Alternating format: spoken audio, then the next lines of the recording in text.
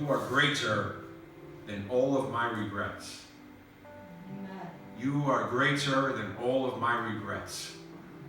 You know, I seem to, especially during holidays and going into the new year, and you think that your past, you know, your mistakes and your regrets. And I have a lot. But we need to remind ourselves that He is greater than all of our regrets. Amen. Thank you for whoever sang that song on K-Love, because that's the name of the song. You are greater than all my regrets. Hallelujah, you are right there with me. Hallelujah, God is right there with us. And hallelujah, you were always there beside me. Praise the Lord. Hallelujah, you were always there beside me. I can certainly vouch for that. When I was younger and I didn't believe in God, I wouldn't have sang this. I wouldn't have read these words, but yet He was always there beside me.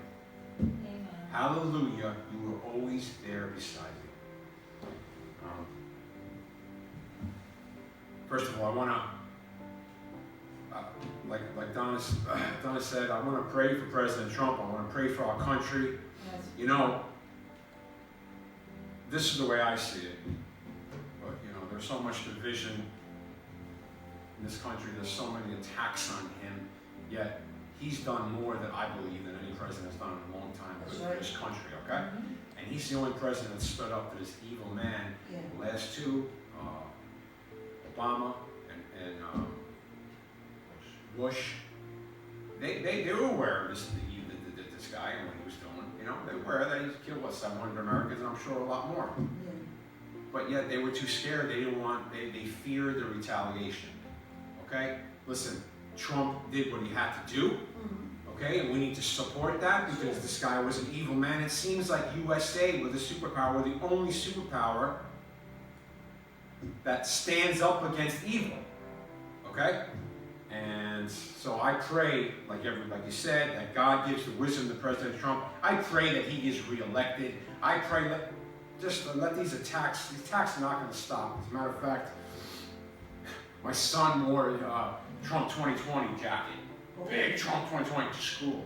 I'm like, Alex, I don't know if I wear that. You know, you're probably one of the few kids out of the 4,000, 5,000 that go there. He's like, Dad, I'm wearing it. I'm like, Alex, all right, just be ready to stand your ground. Because, you know, you never know. You gotta get it. Okay? From teachers and other kids, they hear their parents, you know, they talk about it at home about Trump.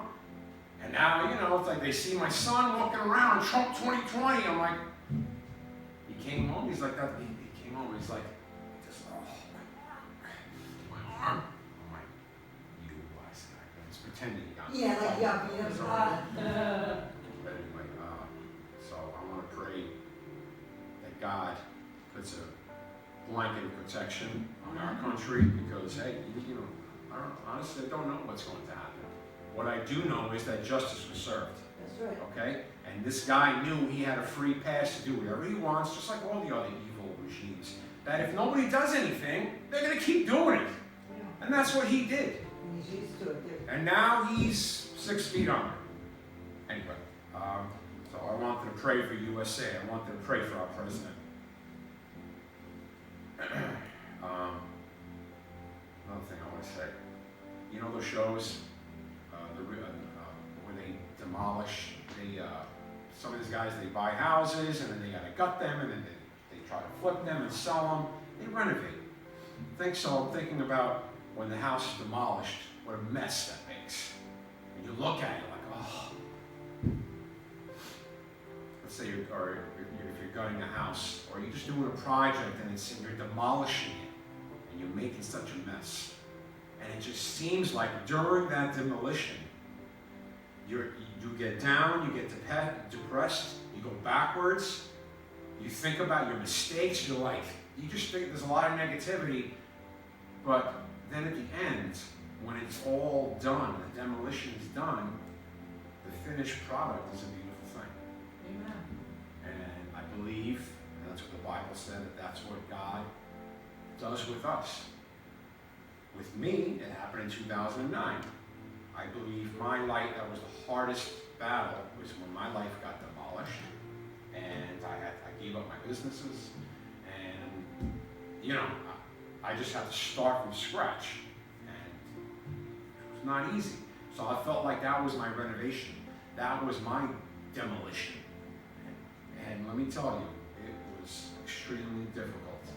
And during that time, I thought of giving up. And I thought, you just, again, like I said, negativity, you go backwards, and you're just like, oh. But according to Philippians 1:6, being confident of this, that he who began a good work in you will carry it on to completion until the day of Christ Jesus. Amen. And I firmly believe that. And I know that he's doing that in all of us. He wants to retract. He wants to demolish bad things in our life that he feels shouldn't be in our life. He did that with me. I'm not going to mention. You know, I already shared that how many times. But he does that with you, with everyone. And I guess some people can handle it better than others. You know, but we just need to have faith. We need to trust in him. That when the demolition is over, that we will be victorious and we will keep moving forward. Thank you, Lord Jesus. Thank you for another day of life you've given me and my family. Thank you for watching over us and keeping us healthy. And especially thank you for blessing me with my beautiful and healthy son, Alex Wolfman. Lord, please give me the strength and courage so I can continue to serve you as a righteous warrior until the day I die. Lord, I'm going to say this prayer.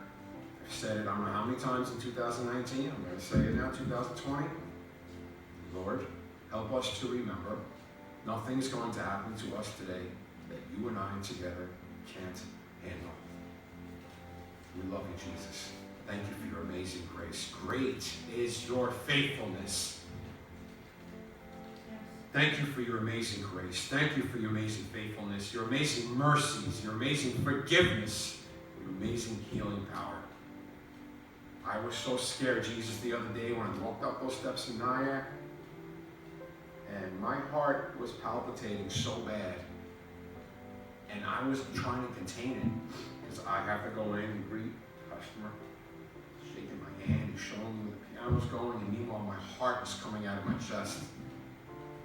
And all I simply said, what can you do in it? What can you do? But just say, Jesus. And after a couple of minutes, the palpitation stopped, the pain subsided. And so, you know what?